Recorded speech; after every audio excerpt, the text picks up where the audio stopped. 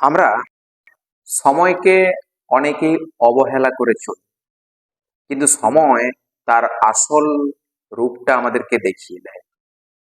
এমন একটা সিচুয়েশন আমাদেরকে ফেলে, যে সময় আমাদেরকে দাঁড়িয়ে অনুশোচনা করতে হয় যে আমরা ওই সময়টা কেন সঠিক কাজে লাগাই। কিছুদিন আগে হয়তো তোমার মনে হচ্ছিল এই তুমি ক্লাস 10-এ উঠেছো, নতুন নতুন সব বিষয়, নতুন নতুন সিচুয়েশনের মধ্যে দিয়ে যাব। দেখো, ইতিমধ্যেই কিন্তু ফার্স্ট সামেটিভ কমপ্লিট হয়ে গেছে, সেকেন্ড সামেটিভ কমপ্লিট হয়ে গেছে, তোমার জন্য টেস্ট এক্সাম ওয়েট করছে। দেখবে কিছুদিন পরেই দরজায় এসে কড়া নাড়ছে, তোমার টেস্ট পরীক্ষার সময় চলে এসেছে। আবার তারপরে রয়েছে আমাদের সো কল্ড মাধ্যমিক ফাইনাল।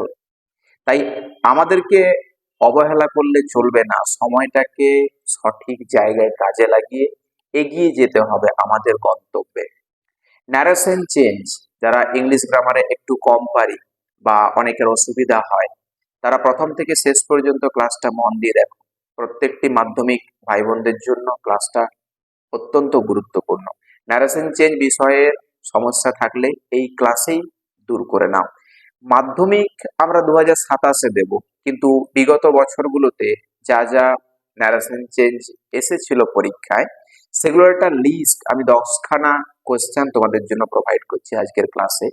যে যে যে বাক্যগুলো প্রিভিয়াস ইয়ার্স গুলোতে এসেছিল, সেগুলো কি আমাদের জন্য এলে আমরা পারতাম, সেটাও দেখবে।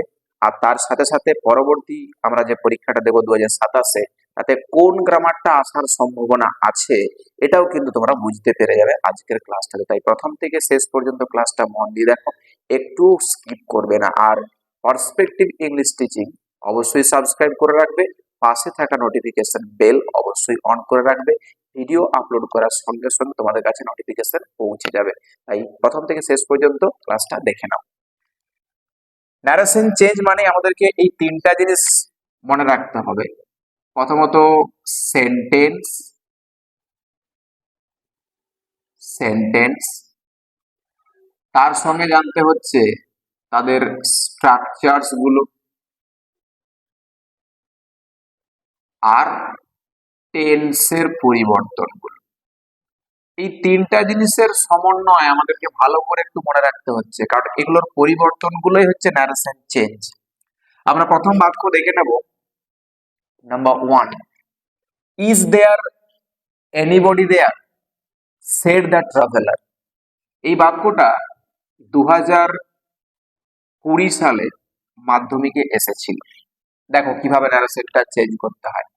প্রথমে যে পার্টটা আমরা দেখতে পাচ্ছি, ইজ দেয়ার এনিবডি দেয়ার, এটা কিন্তু reported speech, REPORTED, reported speech. Clear? আমরা সেন্টেন্সটা দেখে নেব। প্রথমে সেন্টেন্সটা হচ্ছে ইন্টারোগেটিভ সেন্টেন্স। এবার স্ট্রাকচারটা দেখে নাও। প্রথমে অক্সিলারি ভার্ব দিয়ে শুরু করা আছে, তারপরে আছে সাবজেক্টটা, এবার বাকিটা অবজেক্ট। আর এই পাশে যেটা দেখতে পাচ্ছি, এটাকে রিপোর্টিং ভার্বের স্পিচ বলা হয়। তাহলে আমাদেরকে এই অংশটা আগে ঘুরিয়ে নিয়ে আসতে হবে। দা ট্রাভেলার, TRAVELLER, ট্রাভেলার। ইন্টারোগেটিভ সেন্টেন্সের রুলস অনুযায়ী রিপোর্টিং ভার্ব কি হয়ে যায়? ASKED, asked. যেহেতু সেটটা পাস্টে আছে, আমরা ASKED ইউজ করব, আস্কড।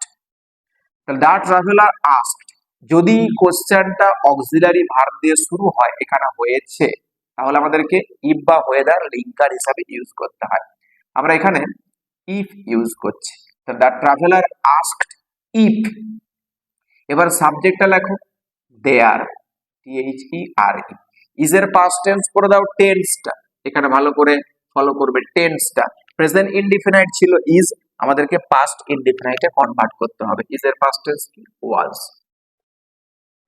ইফ দেয়ার ওয়াজ। এবার অবজেক্টটা এনিবডি, ANYBODY, এনিবডি। আর দেয়ার এর পরিবর্তন হবে না, THERE। অনেকের মনে প্রশ্ন আসে, শেষে কিন্তু ফুল স্টপটা অবশ্যই দেবে।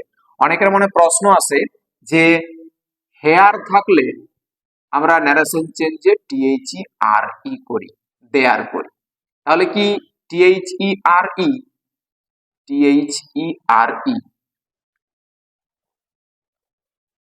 দেয়ার থাকলে কি আমরা এইচ ই আর ই করতে পারি? উত্তর হচ্ছে না। দেয়ার থাকলে কিন্তু হেয়ার হবে না, কিন্তু হেয়ার থাকলে দেয়ার হবে। স্পিচটা যখন চেঞ্জ হচ্ছে এগুলো আমাদেরকে পরিবর্তন করতে হবে। Number 2, what have you written Sachin, the teacher said. দেখো হোয়াট দিয়ে শুরু হয়েছে, শেষে একটা কোশ্চেন মার্ক দেখতে পাচ্ছি, সেন্টেন্সটা আইডেন্টিফাই করতে পারছি, ইন্টারোগেটিভ সেন্টেন্স।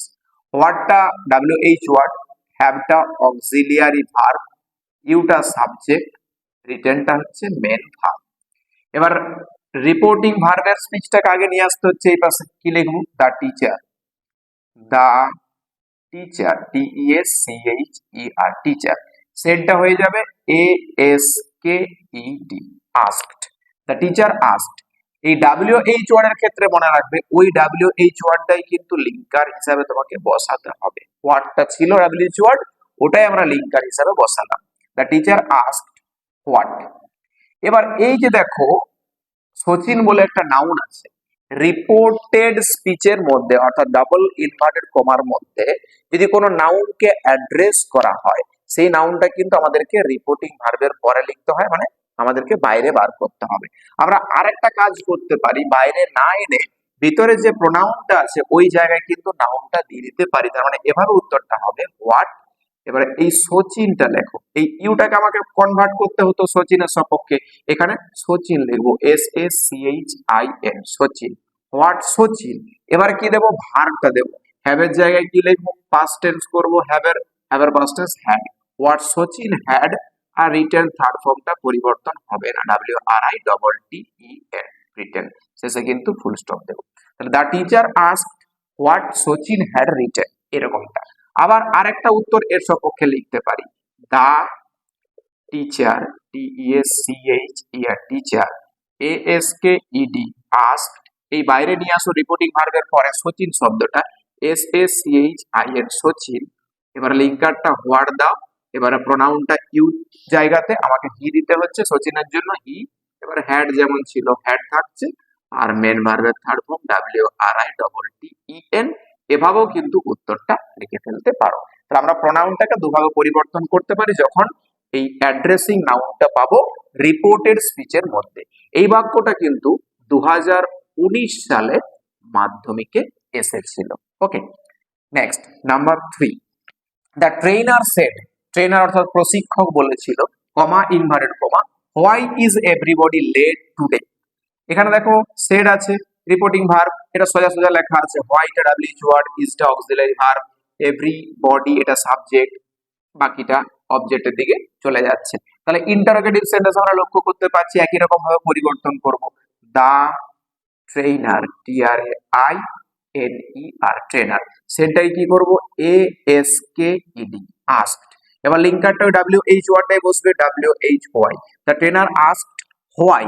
আচ্ছা, এবারে ইজ আছে আর এভরিবডি, তাহলে সাবজেক্টটা কি আসবে? এভরিবডিটা কি রকম থাকছে, EVERYBODY, হোয়াই এভরিবডি। ইজ এর পাস্ট টেন্স কি? প্রথম বাক্যটাই করেছি, ইজ এর past tense was, why everybody ওয়াজ। এবারে লেট, LATE, লেট। টুডেটা হয়ে যাবে THAT, দ্যাট, DAY। টুডে থাকলে আমরা ন্যারেশন চেঞ্জে দ্যাট ডে করি, ব্যাস ফুল স্টপ দিয়ে দিলাম। The trainer asked why everybody was late that day. এই বাক্যটা এসেছিল 2018 সালে মাধ্যমিকে।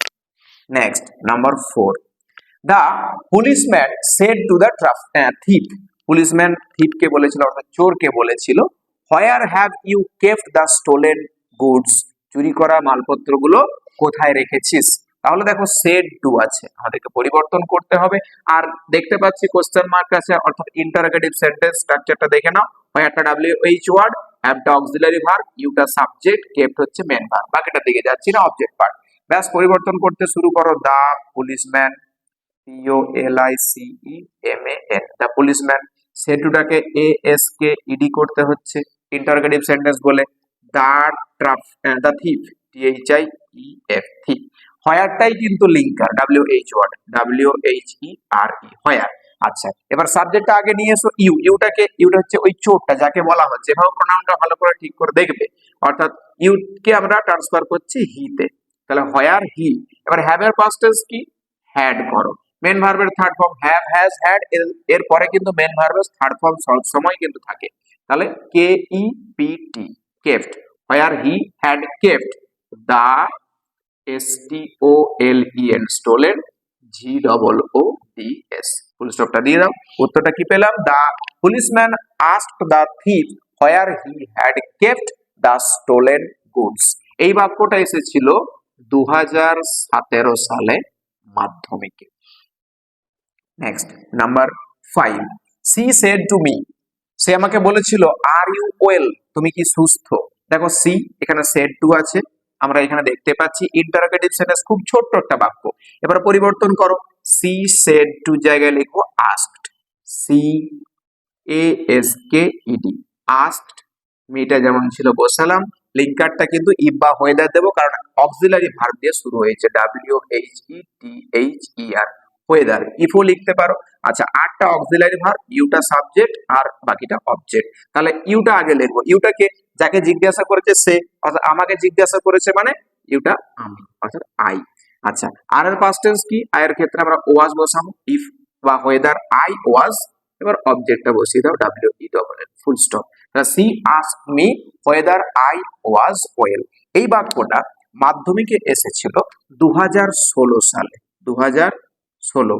Question number 6, he keeps on saying, he keeps on saying, সে বলেই চলেছিল আই এম ভেরি লাকি, আমি খুবই ভাগ্যবান। দেখো কিপস অন সেইং, এটা কিন্তু প্রেজেন্ট ইনডিফিনাইট টেন্সের রূপে দেওয়া আছে রিপোর্টিং ভার্বটা। এবারে এটা জানবে যে রিপোর্টিং ভার্ব যদি প্রেজেন্ট টেন্সে থাকে তাহলে কিন্তু ভিতরে কোনো ভার্বের পরিবর্তন করা যায় না। তাহলে লিখতে থাকো একই রকম ভাবে, হি KEEPS keeps on SAYING, he keeps on saying. আচ্ছা, এবার কমা ইনভার্টেড কমা চিহ্নটাকে তুলে দিয়ে সে জায়গায় কি করব, যেটা অ্যাসার্টিভ সেন্টেন্স আমরা দ্যাট ইউজ করব, THAT, দ্যাট। আচ্ছা, এবার আই এম ভেরি লাকি, আইটাকে যে বলছে সে, অর্থাৎ আমরা এখানে হি লিখবো, হি। এম এর পাস্ট টেন্স কি? এম এর পাস্ট টেন্স হচ্ছে ওয়াজ, হি ওয়াজ, VERY, ভেরি, LUCKY, লাকি। ব্যাস হয়ে গেল। এই বাক্যটা মাধ্যমিকে এসেছিল 2015 সালে, 2015 সালে। Next number 7, the boy said to his friend, ছেলেটা তার বন্ধুকে বলেছিল, সেড টু আছে পরিবর্তন হবে, I went to school yesterday, assertive sentence, পরিবর্তন করতে শুরু করো। দা বয়, সেড টুটা কি করব, সেড টু থাকলে অ্যাসার্টিভ সেন্টেন্সে টোল্ড করতে হয়, দা বয় টোল্ড। এবারে হিজ দাও, FRIEND, ফ্রেন্ড, লিঙ্কারটা দ্যাট বসাও অ্যাসার্টিভ সেন্টেন্সে, আইটাকে যে বলছে সে, the boy said to his friend, ছেলেটা তার বন্ধুকে বলেছিল আমি গতকাল স্কুলে গিয়েছিলাম, আমিটাকে ছেলেটা, অর্থাৎ এখানে হি লিখো, হি। ওয়েন্ট হচ্ছে পাস্ট ইনডিফিনাইট, মনে রাখবে পাস্ট ইনডিফিনাইট থাকলে পাস্ট পারফেক্ট করতে হয়। পাস্ট পারফেক্ট মানে আগে হ্যাড, এরপরে মেন ভার্বটা থার্ড ফর্ম, ওয়েন্টের third form GONE, gone. To SCHOOL, school. Yesterday থাকলে লিখতে হয় the previous day, PREVIOUS, previous, DAY, day. ব্যাস উত্তর complete. Number 8, what is your problem said the doctor to the patient, ওই পাঁচটাকে ঘুরে নিয়ে চলে এসো আগে, ইন্টারোগেটিভ সেন্টেন্স দেখতেই পাচ্ছি, তাহলে the doctor, DOCTOR, the doctor, said টুটাকে করো ASKED, asked the patient, PATIENT, the doctor asked the patient, লিঙ্কারটা ওই WHO বসাও, হোয়াট। আচ্ছা, এবারে ইজ ইওর প্রবলেম, তাহলে ইওর প্রবলেমটা হচ্ছে সাবজেক্ট, ইজটা হচ্ছে অক্সিলারি ভার্ব, তাহলে ইওর প্রবলেমটা লিখবো আমরা his problem, HIS, his, PROBLEM, what his problem. এবার প্যাসেন্ট যেহেতু এখানে উল্লেখ করা যায়, ছেলে মেয়ে আমরা যদি না আইডেন্টিফাই করি তাহলে কিন্তু এখানে হিজের পরিবর্তে আমরা HERO লিখতে পারি, ঠিক আছে, হার প্রবলেম। এবার ইজের পাস্ট টেন্স আমরা আগেই দেখলাম, ইজের পাস্ট টেন্স ওয়াজ। ব্যাস উত্তর complete. The doctor asked the patient what his or her problem was. Next number 9, the girl said, মেয়েটি বলেছিল, হুররে, কি মজা, I have won the debate competition, আমি বিতর্ক প্রতিযোগিতায় জিতে গেছি। তাহলে এই বাক্যটা দেখে নাও, বিস্ময়সূচক বাক্য, WH ওয়ার্ডটা, বাকিটা সাবজেক্ট আর অবজেক্ট আছে। তাহলে এই বিশেষ্য বাক্যের ক্ষেত্রে ন্যারেশন চেঞ্জের নিয়মটা একটু আলাদা। দা গার্ল, এই সেটটাকে বদলাতে হবে হুররের সপক্ষে। হুররে যেহেতু একটা আনন্দমূলক বা আনন্দমূলক শব্দ একটা, তাহলে এখানে পরিবর্তন করো the girl, EXCLAIMED exclaimed WITH with JOY। হুররেটাকে আমরা পরিবর্তন করলাম এক্সক্লেম উইথ জয় দিয়ে। আচ্ছা, এবার লিঙ্কারটা বসাও THAT। দ্যাট, মেয়েটি বলেছিল, অর্থাৎ এখানে আই এর জায়গায় কি লিখবো আমরা? SHEC। হ্যাভের পাস্ট টেন্স কি? HAD, had. এবার মেন ভার্বের থার্ড ফর্ম ওন থাকে বললাম, মানে মেন ভার্বের থার্ড ফর্ম থাকে হেড এর পরে বা হ্যাভ এর পরে বা হ্যাজ এর পরে। On the debate, DEBATE, debate competition, COMPETITION, competition. ব্যাস, উত্তর কি পেলাম? The girl exclaimed with joy that she had won the debate competition. Last one, how did you get here? তুমি এখানে কি করে এলে? চাইল্ড, বাছা। Said, sorry, asked the man. এখানে আস্কড করা আছে, আমরা পরিবর্তন করব না আর। The man, MAN, man, ASKED, asked. Reporting ভার্বের পরে এই নাউনটাকে বার করে দাও। Asked the child, CHILD, child. এবার লিঙ্কারটা বসাও, HOWW, H ওয়ার্ডটাই লিঙ্কার। হাউ, ইউটা কি লিখবো আমরা? ইউটা হি লিখবো। এবার ডিডটা পাস্ট ইনডিফিনাইট, আমাদেরকে হ্যাড লিখতে হবে, এরপরে আমরা হ্যাড লিখবো আর মেন ভার্বের থার্ড ফর্ম করব গেট, গট, GOT, গট। বা এখানে গঠনও হয় থার্ড ফর্মটা, গট। হেয়ার থাকলে আমরা THERE লিখবো। ব্যাস, ফুল স্টপ হয়ে গেল। The man asked the child how he had got there. আচ্ছা, একটু বলে দিই, এই যে 7 দাগের বাক্যটা ছিল, এটা এসেছিল 2014 সালে, যে বছর আমি নিজে মাধ্যমিক দিয়েছিলাম 2014 সালে। তারপর 8 নম্বর বাক্যটা এসেছিল 2013 সালে মাধ্যমিকে। 9 নম্বর বাক্যটা এসেছিল 2012 সালে মাধ্যমিকে এসেছিল। আর 10 নম্বর বাক্যটা এসেছিল 2011 সালে। তাহলে আমরা এই বছরগুলোর মানে প্রিভিয়াস ইয়ার গুলো দেখে নিলাম, এই ন্যারেশন চেঞ্জ গুলো এসেছিল মাধ্যমিকে। এবার আমাদেরকে একটু প্র্যাকটিসটা ভালো করে চালিয়ে যেতে হবে যে আমাদের জন্য কোন সেন্টেন্সটা মাধ্যমিকের জন্য ন্যারেশন চেঞ্জের ক্ষেত্রে ওয়েট করে আছে, এটা আমাদেরকে প্র্যাকটিসটা সেভাবে করে নিতে হবে।